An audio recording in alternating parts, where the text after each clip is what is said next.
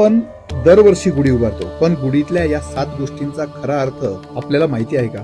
चला जाणून घेऊया. पहिली गोष्ट म्हणजे बांबूची काठी. स्कंद पुराणात याचा उल्लेख आहे. बांबू हे दीर्घ आयुष्याचं प्रतीक आहे. वागतो पण मोडत नाही. आयुष्यात असंच दृढ राहायला बांबू आपल्याला दर्शवतो. दुसरी गोष्ट म्हणजे केशरी वस्त्र. हा रंग विजयाचा आहे, शौर्याचा आहे. आपले पूर्वज सांगतात नवीन वर्षाची सुरुवात तेजाने व्हावी. तिसरी गोष्ट म्हणजे कडुनिंबाची पाने. उन्हाळा सुरू होतो तेव्हा शरीर तापतं. कडुनिंब ते शांत करतो आणि सांगतो आयुष्यातले कटू सण सुद्धा स्वीकारा. चौथी गोष्ट म्हणजे साखरेची गाठी.